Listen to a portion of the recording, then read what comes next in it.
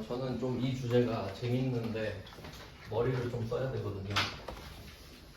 물론 여태까지도 머리를 써야 됐었지만 얘는 조금 더 입체적으로 머리를 써야 돼요. 그러니까 반대로 말하면 시간이 좀 걸리니까 여러분이 시험장에서 이런 문제를 보면 마지막에 푸셔야 돼요. 이런 거 푸느라 시간 낭비하면 안 돼요. 근데 미리 연습을 많이 해놓으시면 좋겠죠, 당연히. 임차 보증금이 나왔고요. 그러면 그러니까 원래는 보증금 개념이라고 보시면 되는데 이것도 한번 반대까지 생각해 볼게요. 임차 보증금, 임대 보증금. 이 두 개가 엄청 헷갈려요. 진짜 헷갈립니다. 이거 내면 거의 좀 망연자실 느낌일 수도 있어요. 그러니까 그 전에 좀 틀을 잘 잡아놔야 되는데, 그럼 이거 설명하기 전에 쉬운 것부터 좀 설명해 드릴게요. 자, 힌트를 좀 얻어봅시다. 차자가 있고 대자가 있죠. 방금 보여드렸죠? 차자는 빌리는 거다, 대자는 빌려주는 거다. 이게 이름의 뜻이 다 있는 겁니다. 그러면 얘랑 같은 라인을 제가 다 적어볼게요.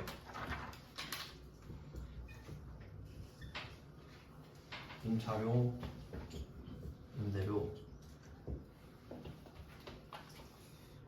또 차자 있고 대자 있죠.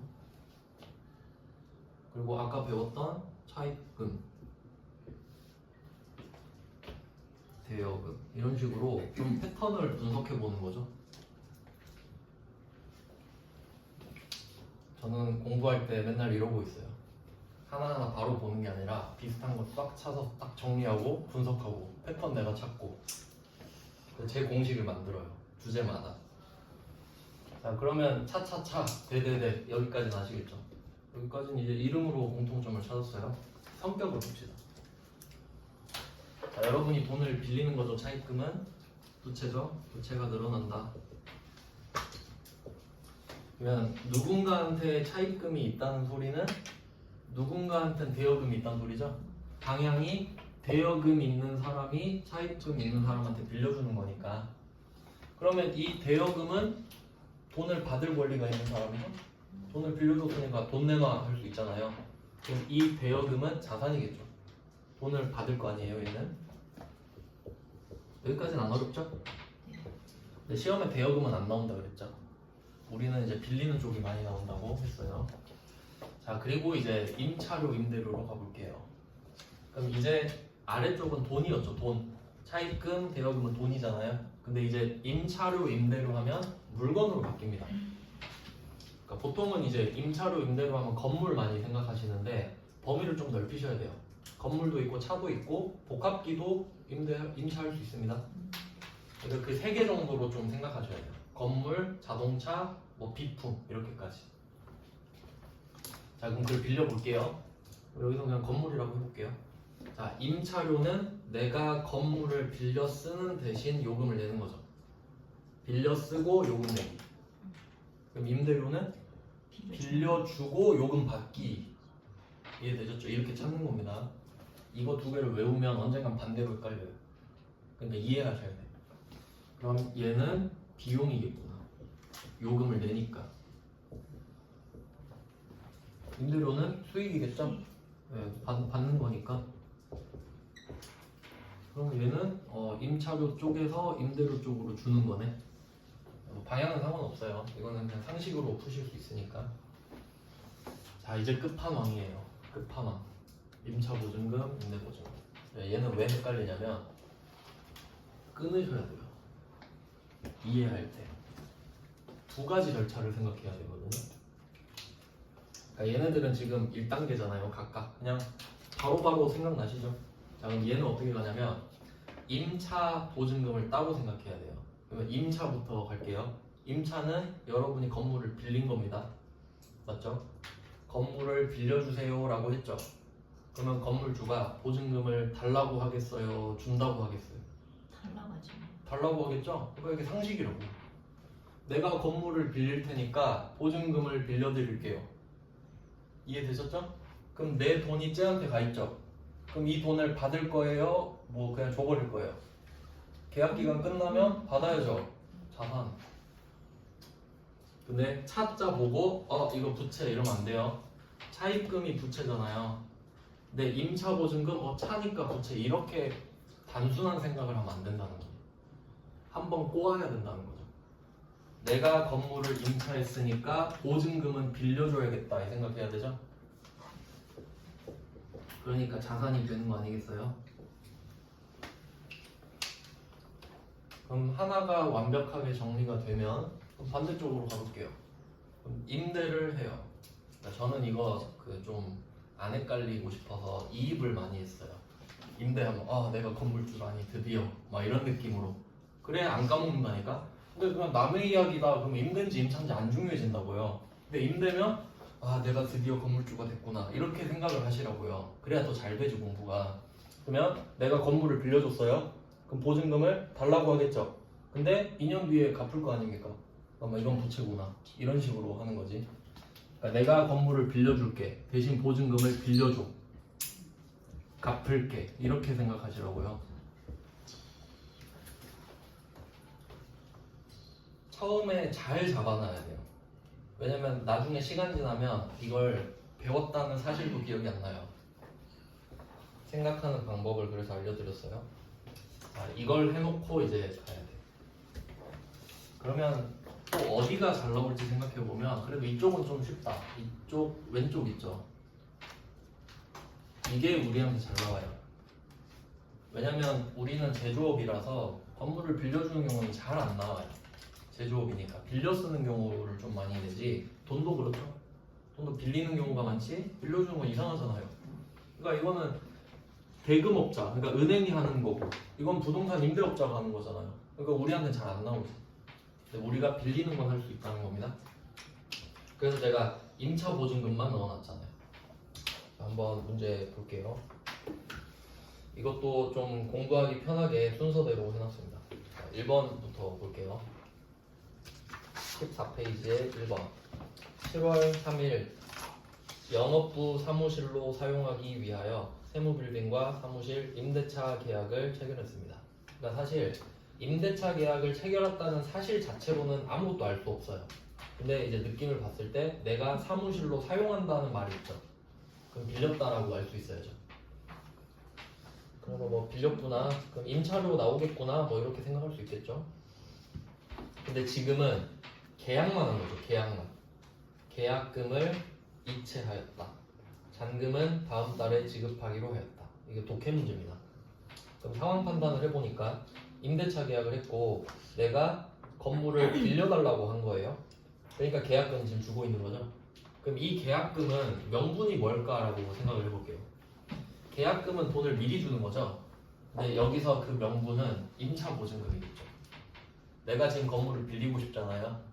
그럼 계약금을 주는 게 임차 보증금의 10% 정도를 미리 주는 거겠죠.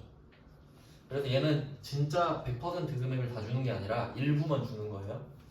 그래서 금액이 아주 작잖아요. 60만 원 이렇게 돼 있죠. 그러면 헷갈리면 이것부터 하라고 했죠. 돈이 들어왔는지 나갔는지. 제일 쉬운 거. 보통예금 60이 나갔다. 그럼 일단 대변에 보통예금 60은 쓰실 수 있죠. 일단 이거 쓰고 생각하는 거지. 일단은 한 개는 마무리가 됐으니까.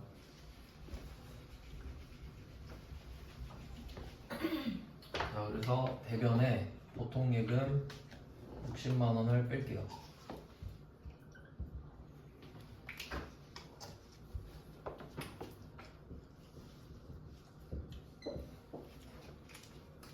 자, 60만 원 뺐죠. 그리고 얘를 뭐라고 할 거냐? 계약금을 줬다. 그죠? 계약금을 줬다. 그럼 계약금의 성격을 생각해 보시면 내가 지금 돈을 줘야 되니까 준 건데 계약금은 항상 먼저 주는 거죠. 그러니까 이름을 보시면 선급금이죠. 돈 줬으니까 지급금이고 계약금은 먼저 주니까 선급금이고 그래서 선급금이 나옵니다. 그리고 또 생각을 해보시면 이 선급금은 시험에 잘 나옵니다. 그러니까 선급금이 잘 나온다라는 거는 지금 임차보증금에 대한 계약금이 잘 나온다는 게 아니라 모든 거래에 계약금을 주고받는 일이 많잖아요. 그러니까 계약금 자체가 잘 나온다고요, 시험에. 그러니까 메인은 아닌데 잘 나와요, 보조 역할로. 자, 그러면 또 생각을 해볼게요. 여러분이 계약을 얘랑만 하는 거 아니죠. 막 물건 팔 때도 계약하고 막 이것저것 막 많이 할 거 아니에요. 그러니까 이 계약금을 걸어놨다는 사실을 기억해야 되죠. 그래야 나중에 60 덜 줄 거 아니에요. 이름 써야겠죠. 그러니까 거래가 안 끝난 거는 꼭 거래처를 써주셔야 돼요. 마무리가 안 됐잖아요. 마무리가 될 때까지 이름을 써놔야겠죠.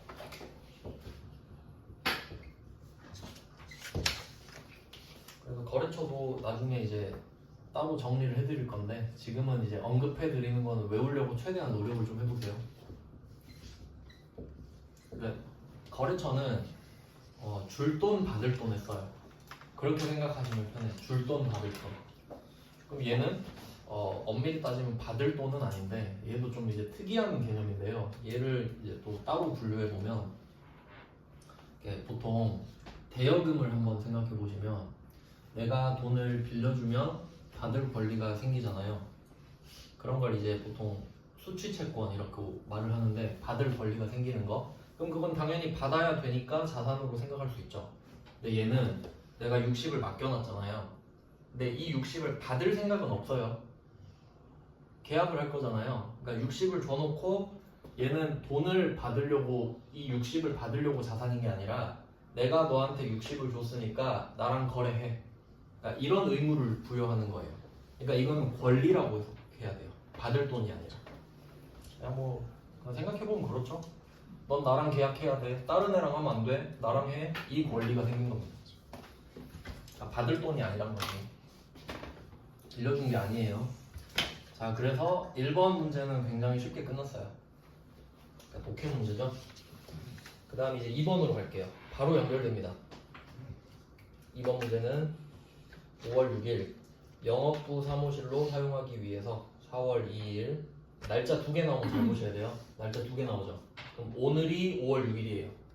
그러면 4월 2일은 옛날 이야기 하는 거죠. 오늘이 5월 6일인데 4월 2일 이야기하고 있는 거예요. 이런 거 날짜 2개 나오면 진짜 조심하셔야 돼요. 자, 그럼 4월 2일 아래와 같이 명당과 체결한 부동산 임대차 계약 그 보증금 2천만 원 중에 잔금 1,800만 원을 송금했다. 그럼 제가 일부러 이야기가 이어지게 만들었거든요. 1번 다시 보시면 1번에 보증금 600인데 우린 지금 60밖에 안 줬죠. 그래서 이거 1번에 600 쓰시면 안 돼요. 자, 그러면 1번에서는 540만 원이 잔금이죠. 540 안 줬잖아요 지금. 근데 2번으로 넘어와 보시면 오늘이 5월 6일인데 내가 4월 2일에 계약금 줬던 거 기억나지? 이 얘기하는 거예요. 그리고 오늘 잔금 줄게 이 말이거든요.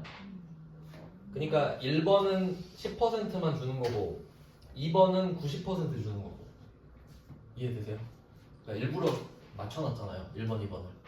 이런 금액은 달라요. 그래서 얘는 이렇게 세팅하세요.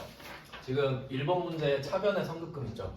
요거를 2번 대변의 선급금으로 화살표하세요. 1번, 2번이 이렇게 이어지잖아요. 물론 금액은 달라요. 계속 말씀드리는데 그냥 왁구만 제가 잡아놓은 겁니다. 똑같은 문제는 내진 않겠죠. 그리고 이제 생각을 해봅니다. 선급금부터 정리를 해요. 얘기하겠죠. 내가 저번에 계약금 준 거 기억하지? 이렇게 말을 하면서 200은 안 주겠다는 소리죠. 이때는 이제 거래처가 바뀌니까 명당 이렇게 넣어주시고,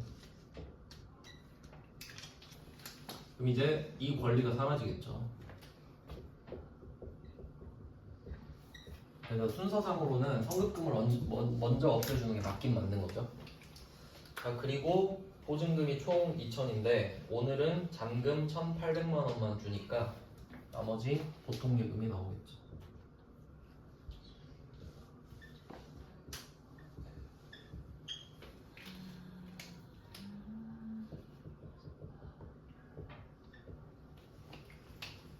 그래서 대변에 총 2천만 원이 돼야 하고요. 그럼 여기 이 두 개를 같이 보시면 금액은 다르지만 처음에 계약금 준 거 있죠. 그거랑 그때 10%, 오늘 90% 합쳐서 100%. 그때 10%, 지금 90%. 그 10%를 약간 유예시킨 게 선급금 역할인 거예요. 자, 그리고 2천만 원을 완성시켰죠. 그럼 이제 이 명분이 뭔지 보세요. 내가 지금 건물을 빌리겠다. 건물을 빌려주세요. 보증금은 빌려드릴게요. 이거죠? 그러니까 답이 임차 보증금이잖아요. 여기다 임대 보증금 쓰는 사람이 얼마나 많을 거예요. 임차 보증금.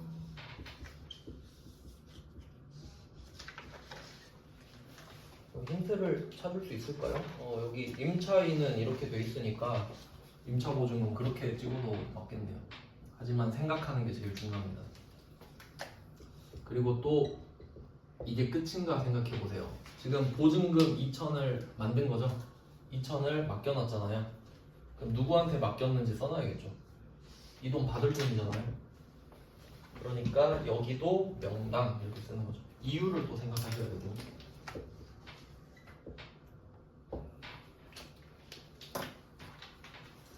그러니까 이게 지금 성급금을 만들고 없애고까지 지금 완결이 됐잖아요. 그러니까 처음에는 이름을 적어주는 개념이고요. 거래처를 쓰는 게. 그리고 지금 성급금이 없어졌잖아요. 이때 이름을 쓰는 거는 그때 썼던 이름을 지워주는 개념인 거예요. 그러니까 써놓고 안 지우면 계속 남아있을 거 아니에요. 그럼 맨날 돈 달라 그러겠죠. 그러니까 꼭 거래처를 쓰기도 잘 쓰고 지우기도 잘 써야겠죠. 잘 지워야겠죠. 그리고 임차 보증금에는 새로 또 쓴 겁니다. 이 돈을 받을 때도 또 없애줘야겠죠. 이해되시죠? 쓸 때도 잘 쓰고 없앨 때도 잘 쓰고. 자, 여기까지 하면 보증금을 다 줬습니다. 그리고 또 생각해보세요. 이제 임차료를 달달이 주면 돼요. 보증금은 냈잖아요. 그럼 이제 달달이 임차료를 줄 거라고. 이해되셨죠? 자, 그리고 이제 좀 놀라실 수가 있는데 전표가 바뀌어요. 지금 우리가 계속 배우고 있는 게 오른쪽 위에도 제가 써놨죠. 일반 전표라고. 참고로 일반 전표는 부가가치세가 없는 전표를 말합니다. 그래서 지금 일부러 부가가치세 없는 것만 제가 주제를 넣어놨거든요. 근데 이제 어쩔 수 없어요. 임차료 여러분 내잖아요. 부가가치세가 붙어있어요. 어쩔 수 없는 건 넣어놨어요. 그래서 3번 보시면 답에 메인 매출 전표 써있죠. 이거 표시할게요. 3번에 메인 매출 전표. 얘는 이야기의 완결 때문에 어쩔 수 없이 넣었어요.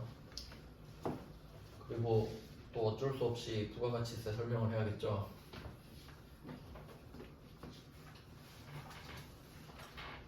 지금은 뭐 문제만 풀 수 있으면 돼서 간단하게 설명드릴게요. 여러분 부가가치세 많이 들어보셨죠? 여러분 물건 살 때마다 부가가치세를 내고 계세요. 혹시 그 영수증 한 번씩 보시면은 이런 거 보신 적 있을 텐데, 만약에 내가 다이소 가가지고 5,000원짜리 물건을 샀어요. 그리고 카드 전표를 받았어요. 그럼 이렇게 써 있을 거예요. 뭐라고 써 있지? 뭐 물건 4545 VAT 455 5,000원 뭐 이런 거 보셨나요? 그러니까 숫자 막 이런 거 많이 보지 않았어요? 막 반복되는 숫자, 뭐 363636 이런 거. 왜냐면 부가가치세 때문이에요. 그러면 부가가치세가 혹시 10%인 건 어디서 들어보지 않으셨나요? 부가가치세가 10%다. 근데 이제 오해하시면 안 되는 게, 지금 물건값이 잘못 썼네. 5,000원인데 5,000원에 10%는 얼마예요? 500원이죠. 그럼 500원이라고 써 있어야지. 그럼 뭔가 이거 아닌 거죠, 10%가. 그럼 그 10%는 뭐냐면 이렇게 된 거예요. 물건값이 100%라고 할게요. 물건값이 100%, 여기에 10% 부가가치세. 그럼 여러분이 낼 돈은 110%. 물건값이 100이고 여기에 부가가치세 10%. 그러니까 이 10%가 100% 안에 들어있는 게 아니고 100% 밖에 있는 거죠. 그러니까 여러분은 110%를 내시는 거라고, 부가가치세까지. 그러니까 부가가치세는 110분의 10이죠? 그러니까 숫자가 예쁘게 떨어질 수가 없지. 110분의 10이니까. 그러니까 퍼센트로 따지면 한 9.3%인가 그래요. 그러니까 결론은 부가가치세를 내야 된다는 소리잖아요. 지금 내야 되니까 배워야 될 거 아닙니까? 그러니까 지금까지는 이 악물고 부가세 없는 것만 제가 했단 말이에요. 근데 이제 한계가 왔다고. 이제 3번을 한번 보시면, 자, 영업부 임차료 나왔죠? 여러분이 지금 임차료 내는 거예요. 이게 그 부가가치세가 소비세거든요. 성격이 이름은 부가가치세인데 소비하는 대가로 세금을 내시는 거예요, 여러분이. 그럼 지금 임차료를 내는 거는 여러분이 임차 서비스를 사용하는 거죠. 그러니까 부가가치세를 내야 돼. 그래서 내용 보시면 자, 공급가액 300 이렇게 돼 있고 지금은 나오는 것만 좀 설명드릴게요. 이거는 옆에다가 한번 적어두시면 될 것 같아요. 우리는 부가가치세를 깊게 할 필요가 없어서 제가 이거 100%, 10%, 110% 이렇게 썼잖아요. 이 100%가 공급가액입니다. 그러니까 이게 물건 가격인 거죠. 이게 원래 가격이에요. 원래 가격. 원래 가격 이게 핵심입니다. 그리고 부가가치세가 붙는 거죠.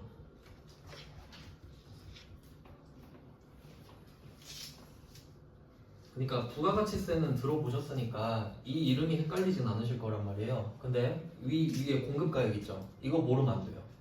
이거 모르면 진짜 안 됩니다. 왜냐면 여러분이 만약에 물건을 팔잖아요.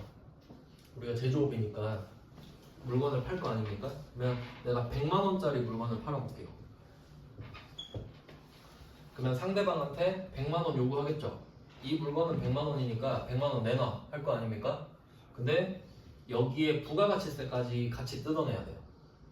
그럼 이 물건이 100만 원이니까 여기에 10%인 10만 원도 주세요. 이거까지 가야 돼요.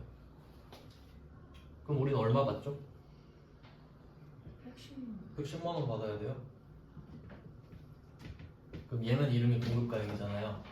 100만 원 공급가액이죠. 그럼 110만 원은 공급가액은 아닐 거 아니에요, 이름이. 맞죠? 그러니까 두 개 다를 거 아니에요. 그러니까 중요하다고. 얘는 공급 대가예요.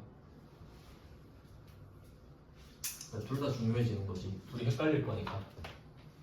우리 맨날 물건 살 때 공급 대가로 돈을 지급하고 그럼요, 사는 그럼요. 거네. 네네. 그래서 여러분이 자각하지 않아도 부가가치세는 맨날 부담하고 있어요. 그래서 부가가치세를 부담하지 않는 방법은 물건을 안 사는 방법밖에 없어요. 그럼 일단 이렇게 두 개로 나눠지는데 이게 헷갈릴 게 뻔하죠? 분명히 헷갈리거든요. 기억하는 법 알려드릴게요. 공급 가액은 말 그대로 그러니까 공급이 판매라고 생각하시면 되거든요. 내가 물건을 공급하는 게 판매하는 거니까. 그럼 내가 판매 가격 이렇게 돼요. 근데 밑에 보시면 대가잖아요. 여러분은 그러니까 부가가치세법은 이런 거예요. 여러분이 100만 원짜리 물건을 팔잖아요. 그러면 10만 원을 국세청에 내야 돼요. 법이 그래요. 그러니까 내가 바보가 아니기 때문에 10만 원을 삥 뜯는 거예요. 나는 이 100만 원짜리를 팔면 10만 원을 내야 돼. 그러니까 네가 10만 원 내. 이거예요. 그러니까 부가가치세는 삥 뜯어서 내는 세금이에요. 그러니까 장사꾼들은 그러니까 사업자들은 부가가치세 손해 안 봅니다. 삥 뜯어서 내니까. 그러니까 우리가 부담하는 거죠. 그러면 이 대가잖아요. 그러니까 내가 100만 원짜리 물건을 판 대가로는 110을 받아야 되죠. 그러니까 공급 대가예요. 그러니까 대가가 무조건 커야 된다고요. 부가세까지 같이 받는 게 대가니까. 이렇게 해야 안 헷갈립니다. 그러니까 공급 가액 300만 원 이렇게 써 있잖아요. 이걸 한번 해석해 볼게요. 이건 설명만 드리고 좀 쉴게요. 공급 가액 300만 원 있는데 뒤에 부가가치세 별도 이렇게 써 있죠. 근데 사실 이 뒤에 공급가액이라는 말이 앞에 나왔잖아요. 그럼 부가가치세 별도는 사실 필요가 없는 거예요. 이게 넣어놨지. 그러니까 공급가액이 300이면 우린 이렇게 생각해야지. 아, 여기에 부가세 30이 더 붙겠구나. 이해되시나요? 그러니까 앞에 공급가액 300을 말한 이상 뒤에 부가가치세 별도는 의미가 없는 거예요. 그럼 이제 자매품으로 이런 것도 있을 수 있겠죠. 공급대가 330 이렇게 말을 했다고 할게요. 그럼 얘는 같은 말이 부가가치세 포함 같은 말이죠. 공급 대가가 부가가치세를 합친 거잖아요. 그럼 이게 부가가치세 포함이랑 같은 말이죠. 근데 웬만하면 회계 1급에서는 둘 다 말할걸요. 하나라도 알아보고 문제 풀라고. 그러니까 굉장히 초보자로 봐요. 회계 1급 시험은 진짜 완전 다 말해줘요. 그러니까 그래도 알고 계시는 게 당연히 좋겠죠. 그래서 또 상식적으로 한번 생각해 볼게요. 상식적으로 여러분이 물건 살 때 편의점이나 올리브영 갈 때 그 가격표 있죠. 그 가격 그대로 지불하시죠. 그럼 그 가격은 공급 가액이에요? 공급 대가예요? 공급 대가. 무조건 공급 대가. 아무 말 없으면 공급 대가지. 그러니까 이건 상식이에요. 그러니까 만약에 문제에서 아무 말도 안 했어. 그럼 부가세가 붙어 있구나 라고 생각하는 게 맞는 거지. 왜 말을 안 해줘? 이건 상식이 아니에요. 이해되셨죠? 일단 여기까지만 해놓고 10분 쉬고 이어서 보겠습니다.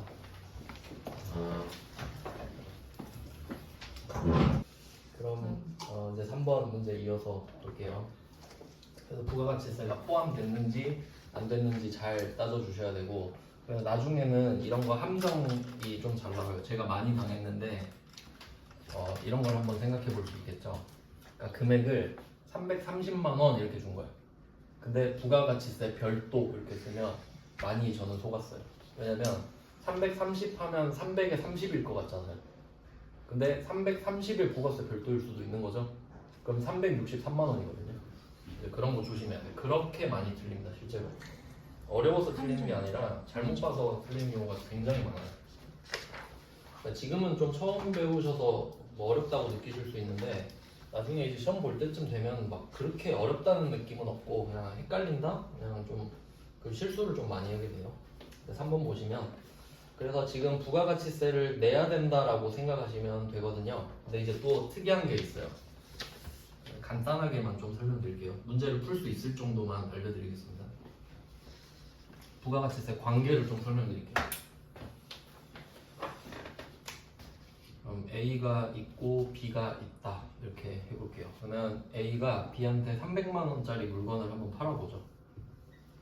그리고 부가가치세는 30만 원이 따로 붙는 거예요. 이 상황인데, 일단 이 A는 사업자여야 돼요. 물건을 파는 사람이니까. 이제 B가 사업자일 때랑 비사업자일 때랑 다르거든요. 그럼 일단 이제 여러분은 비사업자이실 테니까, 비사업자, 뭐 개인 사업자여도 일상생활에서는 비사업자로 봐야 맞으니까요. 그럼 이때 비사업자라고 하면 여러분은 부가가치세까지 30만 원을 부담하게 되는 거예요. 정확하게는 납부라고는 안 합니다. 왜냐면 납부는 여러분이 저기 세무서 있죠. 광주 세무서, 북광주 세무서, 서광주 세무서 이런 데 있죠. 거기 가서 세금 내는 걸 납부라고 하는 거예요. 그러니까 여러분은 부가가치세를 납부하는 건 아니지. 세무서 가서 부가가치세 낸 적 없으시죠? 그러니까 여러분은 부담했다고 하는 게 맞거든요. 그럼 어쨌든 330을 부담하게 돼요. 그리고 못 돌려받으니까 그냥 여러분은 물건을 더 비싸게 산 것 뿐이에요. 자, 근데 이제 사업자로 바꿔볼게요. 좀 이렇게 생각하시면 될 것 같은데, 약간 그 벌금 같은 느낌이라고 해야 되나? 그러니까 저는 이렇게 받아들였거든요. 왜 물건을 사는 사람이 10%를 더 부담해야 되냐? 그러니까 제가 결론을 내린 건 이거예요. 그러니까 여러분이 물건 같은 거 살 때 보통 요새 휴대폰 같은 걸로 많이 그 주문해서 사잖아요. 그냥 손가락만 까딱까딱 해서 살 수 있는 거죠. 그러니까 약간 그거에 대한 수수료 정도로 생각했어요, 저는. 그냥 물건을 편하게 살 수 있으니까. 사용해서 소비하는 것까지. 뭐 그런 수수료라고 생각하시면 되는데, 그럼 이제 사업자로 한번 가볼게요. 사업자는 사업을 하는 사람이에요.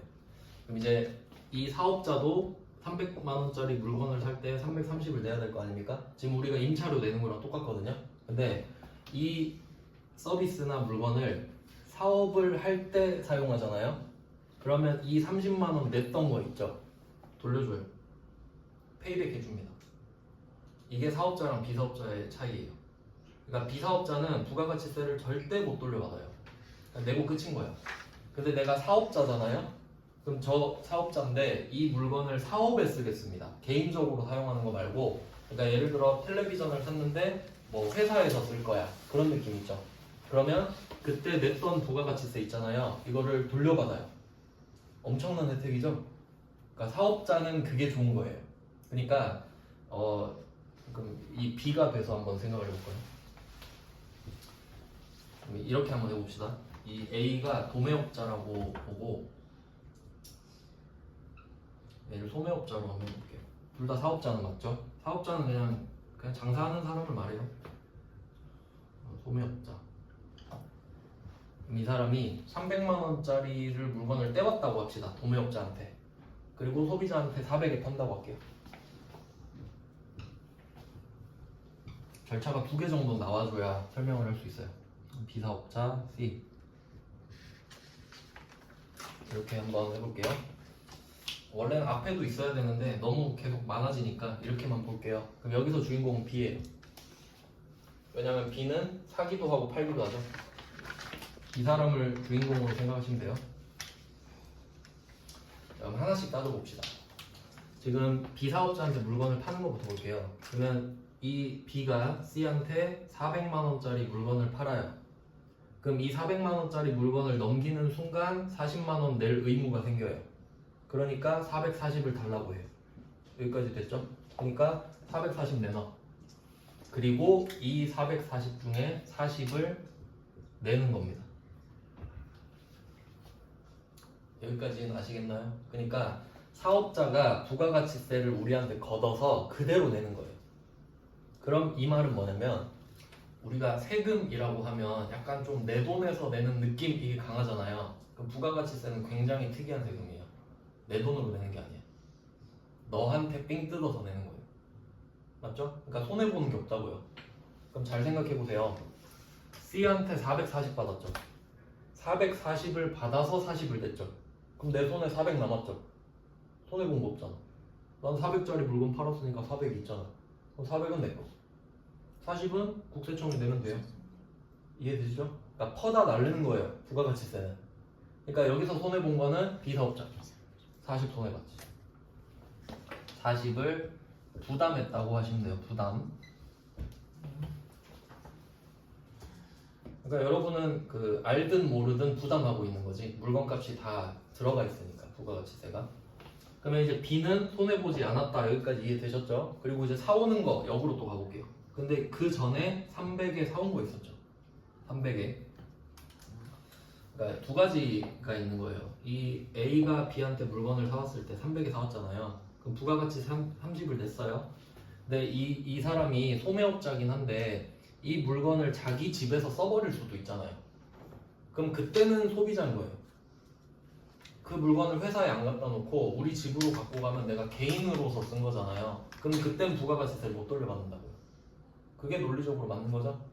이 C랑 다를 게 없으니까. 근데 B는 이 물건을 팔았죠. 그러니까 국세청 입장에서는 이런 거예요. 이 사람이 이 물건을 사왔어요.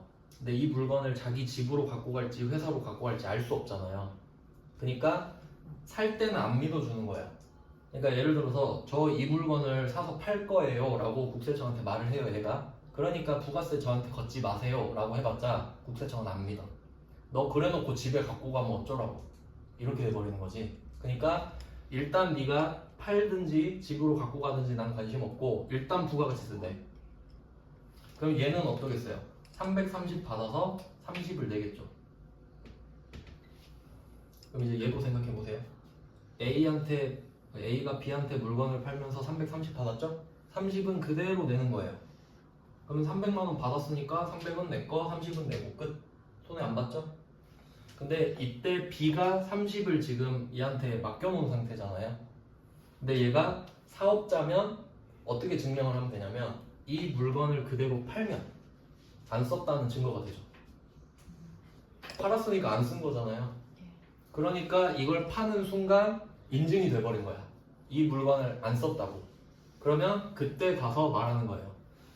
저 이거 400에 팔았거든요. 40 드릴게요. 이것까지는 이해되셨죠? 그리고 이 얘기를 하는 거예요. 이제 30. 저 저번에 이거 300 사느라 330 냈거든요. 근데 이거를 400에 팔았다는 게 뭐겠어요? 안 썼다는 소리겠죠? 그러니까 30 주세요. 하면 오케이 돌려줄게. 이렇게 된다는 거지. 그러니까 얘가 쓸지 팔지 모르니까 일단 부가세 걷어. 그리고 일단 내. 그래서 뭐 부가가치세 신고를 하는 거예요? B가? 네. 얘도 신고하고 얘도 신고하고. 그럼 돌려받- 이제 정리해 볼게요. 그러면 얘는 30을 냈어.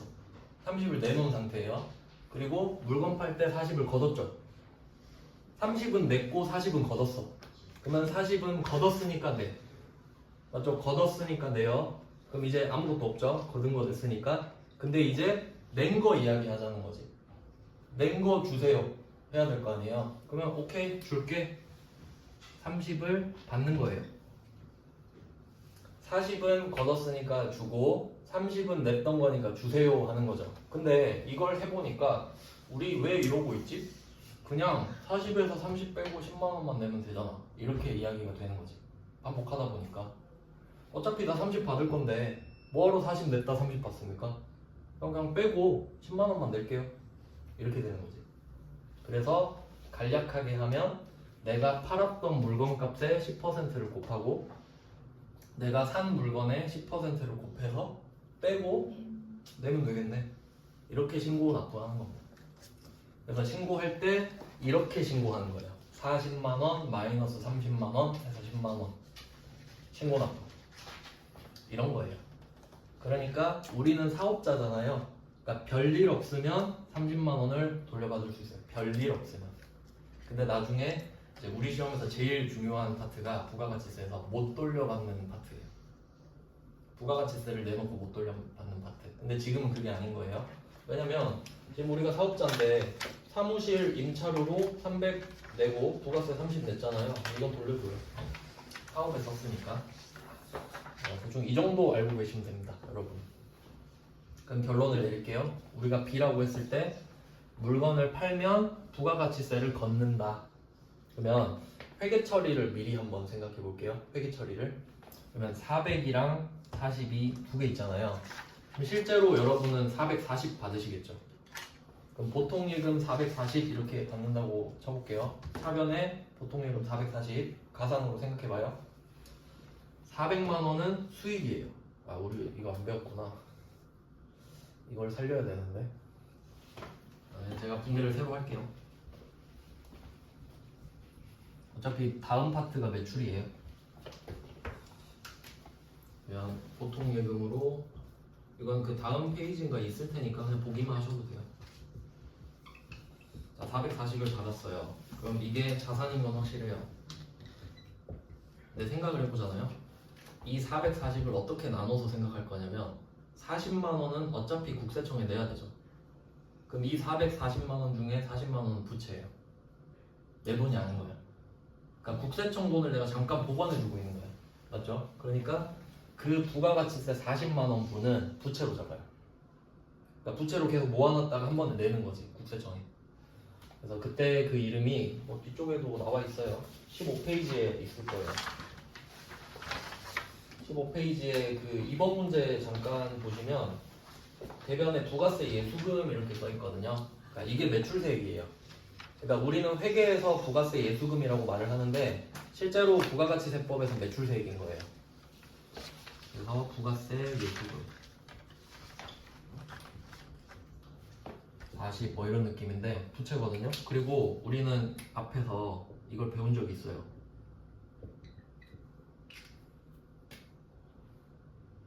예수금 아까도 했는데 그 현금 배당할 때 현금 배당할 때 원천징수 했잖아요. 15.4% 예수금으로 적었죠? 얘도 예수금이네요. 그러니까 예수금은 뭐냐면 내려고 거든. 우리 직원들 월급 줄 때 너 세법 모르지 해서 내가 내줄게 하고 걷어놓은 거죠. 그 예수금이었잖아요. 얘도 어때요? 부가가치세를 걷어서 내려고. 그러니까 예수금은 두 개 있는 거지. 부가가치세 관련된 예수금은 부가세 예수금. 그게 아니면 그냥 예수금. 그냥 성격이 비슷해요. 자, 그러면 40은 내 돈 아닌 거 알았죠? 그러니까 어차피 440 중에 40은 빠져나갈 돈이에요. 근데 나머지 400은 내 거 맞죠? 그래서 그 400은 수익으로 잡아서 뭐 제품 매출 이렇게 쓰거든요. 이건 그냥 좀 외워두시면 됩니다. 물건 팔면 제품 매출 수익이에요. 제품이 아니라 제품 매출입니다. 그냥 이런 느낌, 물건을 팔면. 그래서 물건을 팔 때마다 부가세 예수금이라는 부채가 계속 쌓이겠죠. 그럼 그걸 3개월씩 모아서 한 방에 내는 거예요. 3개월마다 신고 납부하거든요. 그래서 물건을 팔 땐 이래요. 팔 때는. 근데 지금은 살 때잖아요. 살 때. 팔 때 어차피 해야 되니까 미리 한번 보여드렸고, 그럼 사는 걸로 한번 가보죠. 이건 그냥 답을 보면 되겠네. 14페이지 한번 보겠습니다. 14페이지 3번 보시면 그러면 차변에 임차료 판 이거는 800번이겠죠. 영업부 임차료니까 비용 플러스라고 써주시면 되고요. 임차료 판은 비용 플러스 300. 자, 그리고 왼쪽에 부가세 대급금 붙어 있죠. 얘는 내가 낸 부가가치세거든요. 그리고 생각해 볼게요. 내가 330만 원을 냈잖아요. 그리고 이거는 사업에 쓸 거니까 돌려받을 수 있는 거죠. 그건 냈지만 알고 있단 말이에요. 이건 30만 원을 냈지만 나중에 돌려받는 거다. 즉 이 말은 국세청한테 30 빌려준 거랑 똑같은 거예요. 그러니까 자산이지. 부가세 대급금에는 자산 플러스라고 써주시면 돼요. 잠깐 빌려준 거잖아요. 그리고 이름이 대급금인 이유는 상대방이 내 대신에 내줬잖아요. 걷어서. 의미는 별로 필요 없고 예수금 대급금을 헷갈리지만 않으시면 돼요. 그러니까 얘는 매입세액 개념이겠지. 매입세액. 부가가치세법에서는 매입세액이라고 하는데 회계로 넘어오면 부가세 대급금을 쓰는 겁니다. 그리고 성격은 자산 플러스 돌려받을 수 있으니까. 그러면 만약에 이것도 한번 생각해 볼게요. 만약에 이게 사업에 쓰는 게 아니라 여러분이 가계부를 쓰는데 300만 원짜리 물건을 330에 사야 되잖아요. 그럼 소비자면 못 돌려받는다 그랬죠. 그럼 그때는 그냥 비용 330이에요. 30을 못 돌려받으니까. 그러니까 얘는 돌려받을 수 있는 걸 아니까 자산으로 찍어놓은 거거든요. 근데 못 돌려받으면 자산이 아니죠, 당연히. 뭐 그런 느낌이에요. 그러니까 가계부 쓸 땐 330 이렇게 적겠지. 근데 우린 사업자니까 장부에다가 300과 30을 나눠 적는 겁니다. 그러니까 생각해 보세요. 물건 팔면 부가세 예수금이 부채로 잡히겠죠. 40 잡혀있죠. 그리고 이 물건 샀을 때 부가세 대급금이 차변의 자산으로 잡히겠죠. 그럼 3개월 동안 모으는 거야 이걸. 팔면 부채가 모이고 사면 자산이 모이겠죠. 부가세 대급금이. 그럼 3개월 뒤에 크로스 시키면 낼 돈이 나와. 그러니까 이걸 믿고 하는 거죠. 근데 이 분계를 안 해놓으면은 3개월마다 맨날 부가가치세 찾고 있어요. 근데 회계 처리를 이렇게 하면 팔 때마다만 이렇게 회계 처리해 놓으면 3개월 뒤에 조회만 하면 끝나는 거예요. 엄청 간단해지는 거지. 그러니까 회계 프로그램을 쓰는 거죠. 그래서 3번 문제에서는 부가세가 나왔다. 돌려받을 수 있다는 뜻이다 정도로 해석을 할게요. 그 다음에 또 중요한 게 대변에 보시면 미지급금 나왔죠. 미지급금은 앞에서도 한 번 나왔을 텐데 미지급금은 그냥 이렇게 생각하시면 돼요. 우리가 그 물건을 살 때 주로 사는 게 원재료입니다. 원재료를 사고 가끔씩 상품도 사고 그런데 이 두 개를 사는 거 아닐 때, 그러니까 이거 이외에 외상을 하게 되면 미지급금을 쓰게 됩니다. 그래서 시험에 엄청 잘 나와요.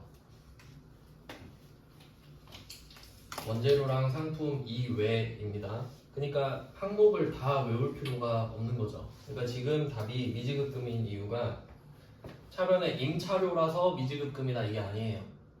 차변에 원재료랑 상품이 아니니까 미지급금이다 이렇게 생각하는 게 훨씬 효율적이에요. 그래서 미지급금은 많이 보이겠죠. 왜냐면 원재료 상품보다 아닌 게 더 많으니까요. 그래서 미지급금이 나왔고, 그리고 원래는 이 미지급금에도 거래처를 써야 되거든요. 왜냐면 돈을 줘야 되니까. 외상이잖아요. 근데 메인 매출 전표 같은 경우는 이게 그냥 지금은 입력을 안 해서 듣기만 해보세요.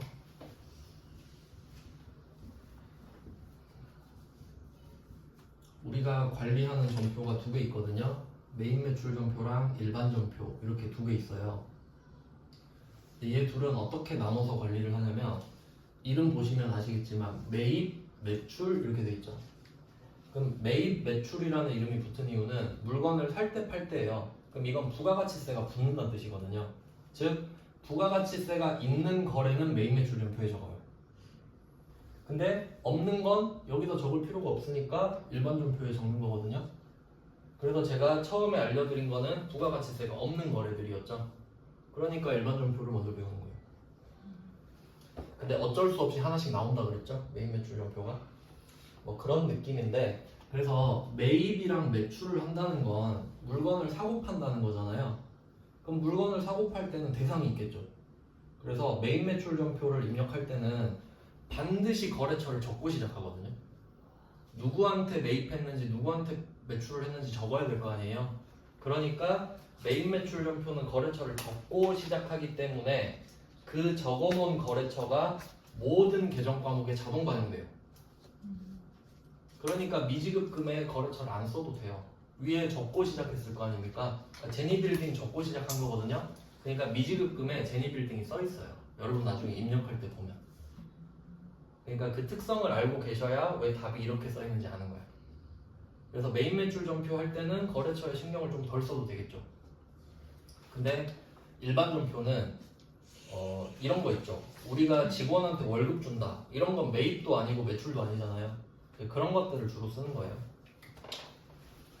자, 그래서 지금 3번까지도 정리가 됐죠. 미지급금이 쌓여 있다. 그러면 이제 여러분이 지금 생각해야 될 거는 두 개예요. 지금 이게 다 이어진 겁니다. 여러분 1번, 2번, 3번이 전부 다 이어진 이야기예요. 그럼 지금 쌓여 있는 게 뭐냐면 여러분은 지금 임차 보증금을 냈습니다. 맞죠? 그럼 계약 기간이 끝나면 임차 보증금 돌려받겠죠? 일단 이게 첫 번째예요. 임차 보증금을 너한테 맡겨놨다. 그다음 두 번째, 지금 3번 문제에서 오늘 월세 내는 날인데 밀린 거죠? 미지급금 찍혀 있는 거 보니까. 그리고 또 여기서 중요한 게 제가 처음에 회계가 발생주의라 그랬잖아요. 그럼 오늘 월세 내는 날이 오잖아요. 그러면 임차료를 찍어요 일단.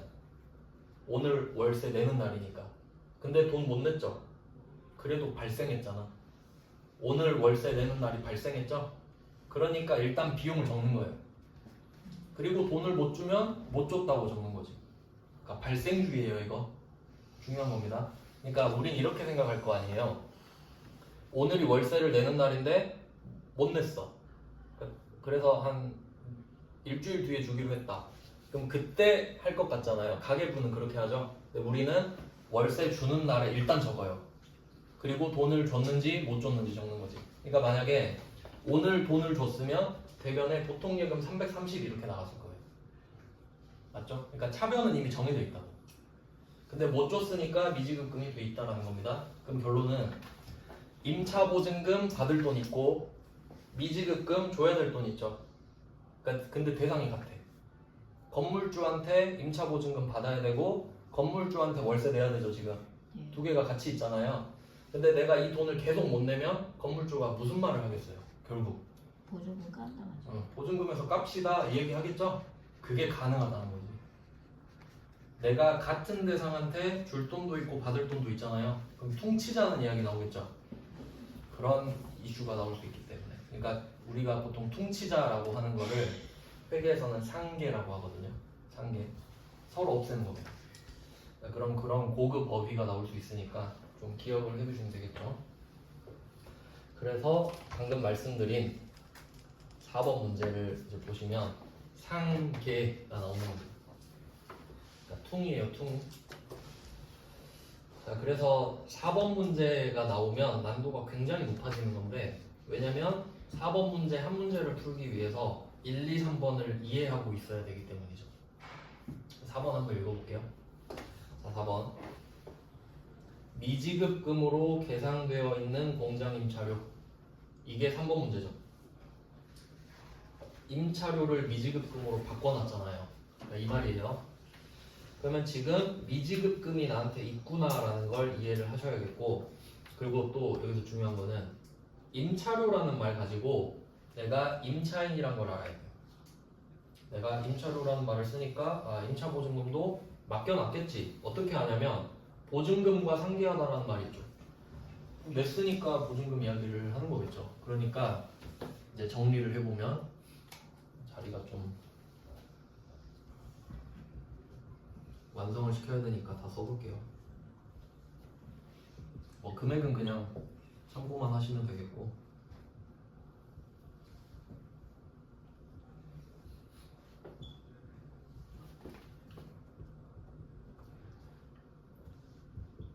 그래서 지금 우리가 생각해야 될 거는 임차 보증금이 차변에 쌓여 있다.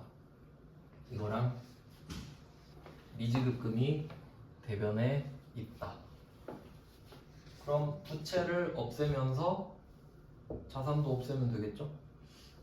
그래서 이거 화살표 해도 돼요. 2번 문제 차변의 임차보증금을 4번으로 끌어내리면 되겠죠. 2번의 임차보증금을 4번으로 끌어내려 주시고 3번의 미지급금을 4번으로 끌어내려 주시면 되겠죠. 그러니까 이렇게 하면 여러분이 직접 동계를 막 이런 거 다 안 적어놔도 되잖아요. 그러니까 한 페이지로 끝낼 수 있게 정리해놨습니다. 네, 그래서 이게 퉁치는 겁니다. 그럼 나중에 여러분은 보증금에서 미지급금만큼 못 받겠죠. 뭐 그런 일이에요. 원래 월세 밀릴까봐 보증금 받아놓는 거잖아요.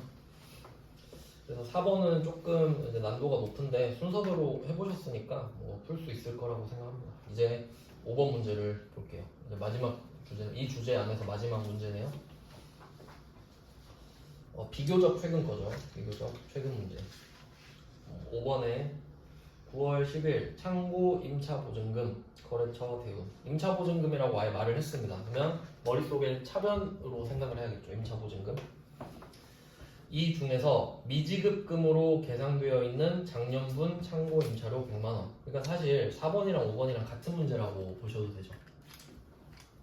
그러니까 보니까 이게 두 문제 사이의 회차 차이는 꽤 나지만 결국 이거 보고 만들었다고 생각할 수 있는 거거든요. 근데 차이가 있다면 4번 문제는 전액이죠. 전액 퉁쳤어요. 그리고 5번 문제 같은 경우는 임차보증금을 돌려받았다는 이야기가 나오거든요. 얘는 그 밀린 걸 계속 갖고 있다가 돌려받을 때 퉁친 거죠. 그래서 5번이 조금 더 어렵습니다. 왜냐면 보증금을 회수하면서 퉁치는 걸 같이 냈거든요. 그러니까 4번 문제 플러스 알파가 5번인 거죠. 4번에 업그레이드 된 게 5번이에요. 근데 최근에 냈으니까 5번 쪽으로 대비하시는 게 좋겠죠. 그래서 이 문제에서는 임차보증금 전액을 없애는 겁니다. 그러니까 4번은 임차보증금이 얼마인지 몰라요. 근데 더 많겠죠. 일단 미지급금보다는. 근데 4번에서는 임차보증금 중에서 미지급금만큼만 퉁치는 거잖아요. 근데 5번 문제는 오늘 보증금을 돌려받는 날이니까 전액을 없애는 거지. 돌려받는 날이니까. 근데 1000만 원을 돌려받으려고 보니까 건물주가 그 말하죠. 너 저번에 100만 원 안 낸 거 있잖아. 그거 빼고 줄게. 이렇게 하는 거죠. 그러니까 임차보증금을 없애는 게 일단 첫 번째고 그 중에 미지급금을 이제 퉁쳐주는 거지. 부분적으로. 그리고 나머지만 받는 겁니다. 그래서 이렇게 이 5개 문제를 풀면 임차보증금 이야기가 완결되는 거예요. 보증금을 맡기는 것부터 해서 퉁치고 돌려받는 것까지.